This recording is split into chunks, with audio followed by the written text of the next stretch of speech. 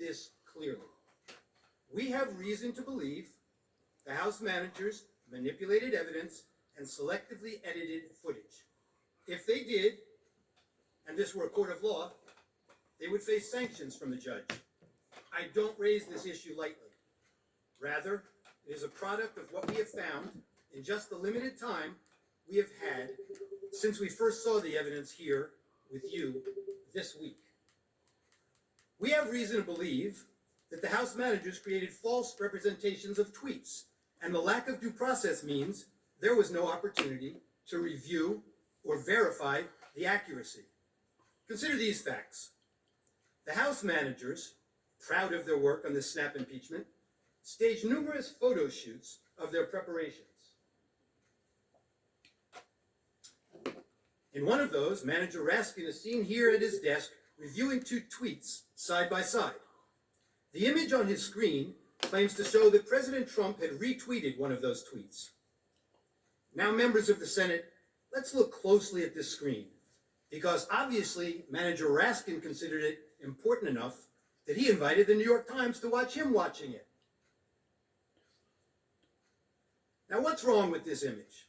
Actually, there are three things very wrong with it. Look at the date on the very bottom of the screen on Manager Raskin's computer screen when we zoom into the picture. The date that appears is January 3rd, 2020, not 2021. Why is that date wrong? Because this is not a real screenshot that he's working with. This is a recreation of a tweet. And you got the date wrong when you manufactured this graphic. You did not disclose that this is a manufactured graphic and not a real screenshot of a tweet. Now, to be fair, the House managers caught this error before showing the image on the Senate floor. So you never saw it when it was presented to you. But that's not all. They didn't fix this one. Look at the blue check mark next to the Twitter username of the account retweeted by the president. It indicates that this is a verified account, given the blue check by Twitter to indicate it is run by a public figure. The problem? The user's real account is not verified and has no blue check mark, as you can see. Were you trying to make her account seem more significant, or were you just sloppy? If we had due process of law in this case, we would know the truth. But that's not all that's wrong with this one tweet. So there should be two blue check House marks. Manager Swalwell showed you this tweet Him this and week, her. and he emphasized that this tweet reflected a call to arms. He told you repeatedly that this was a promise to call in the cavalry for January 6th. He expressly led you to believe that President Trump's supporter believed that the president wanted armed supporters at the January 6th speech, paramilitary groups, the cavalry, ready for physical combat. The problem is, the actual text is exactly the opposite. The tweeter promised to bring the Calvary, a public display of Christ's crucifixion, a central symbol of her Christian faith, with her to the president's speech, a symbol of faith, love, and peace. They just never want to seem to read the text and believe what the text means. You'll see this reported in the media last evening also. Words matter, they told you, but they selectively edited the president's words over and over again. They manipulated video, time-shifting clips, and made it appear the president's words were playing to a crowd when they weren't. Let's take a look. After this, we're going to walk down, and I'll be there with you. We're going to walk down. We're going to walk down to the Capitol. But I think right here, we're going to walk down to the Capitol. And we're going to cheer on our brave senators and congressmen and women. And we're probably not going to be cheering so much for some of them. Because you'll never take back our country with weakness. You have to show strength, and you have to be strong. We have come to demand that Congress do the right thing and only count the electors who have been lawfully slated. Lawfully slated. I know that everyone here will soon be marching over to the Capitol building to peacefully and patriotically make your voices heard and we are going to walk down to the Capitol. They showed you that part. Why are we walking to the Capitol? Well, they cut that off. To cheer on some members of Congress and not others, peacefully and patriotically. The Supreme Court ruled in Brandenburg that there's a very clear standard for incitement. In short, to paraphrase, whether the speech was intended to provoke imminent lawless action, and was it likely to do so. Go to the Capitol and cheer on some members of Congress, but not others. They know it doesn't meet the standard for incitement, so they edited it down. We heard a lot this week about fight like hell, but they cut off the video before they showed you the president's optimistic, patriotic words that followed immediately after. Fight like hell. And if you don't fight like hell, you're not going to have a country anymore. Our exciting adventures and boldest endeavors have not yet begun. My fellow Americans, for our movement, for our children, and for our beloved country. And I say this, despite all that's happened, the best is yet to come. There's that famous quote, like one of the House managers said, a lie will travel halfway around the world before the truth has a chance to put its shoes on. Well, this lie traveled around the world a few times, made its way into the Biden campaign talking points, and ended up on the Senate floor. The Charlottesville lie. Very fine people on both sides, except that isn't all he said. And they knew it then, and they know it now. Watch this. But you also had people that were very fine people on both sides. You had people in that group, excuse me, I saw the same pictures as you did. You had people in that group that were there to protest the taking down of, to them, a very, very important statue and the renaming of a park from Robert E. Lee to another name. So no, George Washington was a slave owner. Was George Washington a slave owner? So will George Washington now lose his status? Are we going to take down, excuse me, are we going to take down statues to George Washington?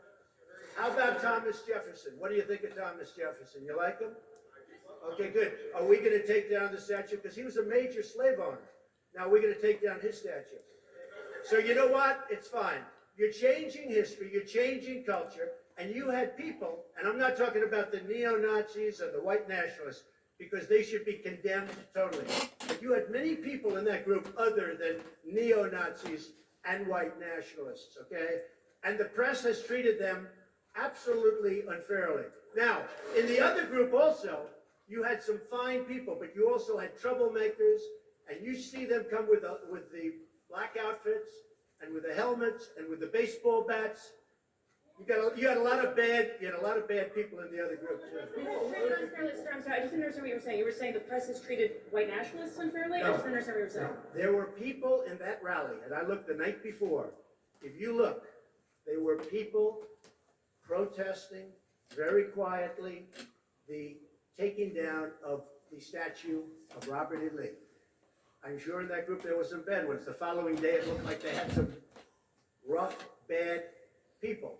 Neo-Nazis, white nationalists, whatever you want to call them. But you had a lot of people in that group that were there to innocently protest and very legally protest because, you know, I don't know if you know, they had a permit. The other group didn't have a permit. So I only tell you this, there are two sides to a story. I thought what took place was a horrible moment for our country, a horrible moment. But there are two sides to the country. Does anybody have a final? Does anybody have, you have an infrastructure?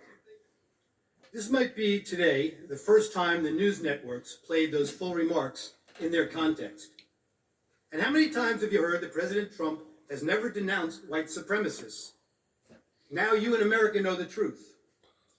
Here's another example.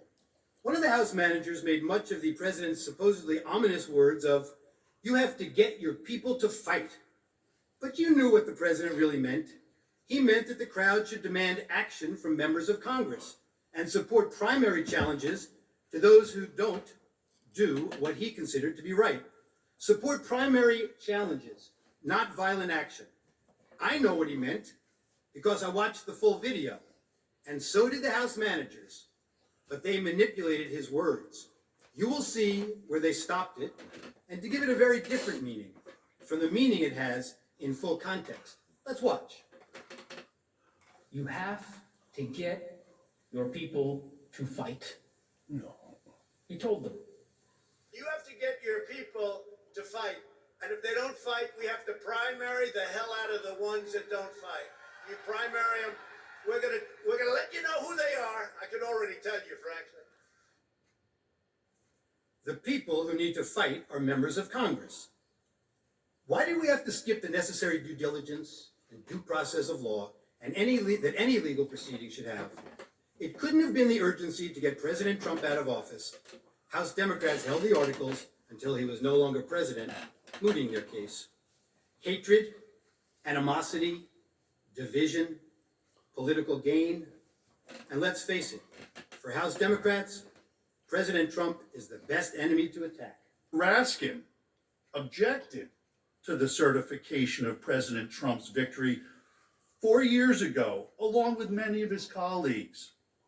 You'll remember it was Joe Biden who had to gavel them down.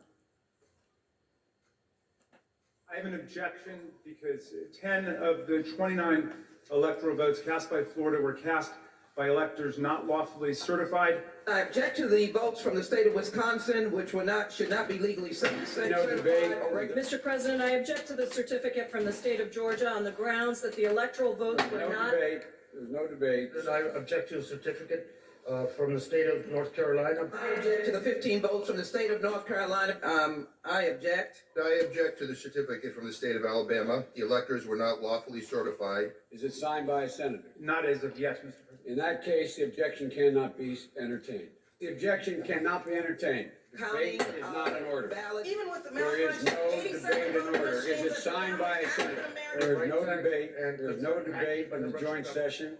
There is no debate. There is no debate. 16 There to is 1. no debate. And the matter. Please come to order. The My objection signature on cannot be seeking a received. senator, but the Russian Section 18, Title 3 of the United States Code prohibits debate in the joint session. I do not wish to debate. I wish to ask, is there one United States senator who will join me in this letter? There is no debate. There is no debate. One. The gentlewoman will suspend.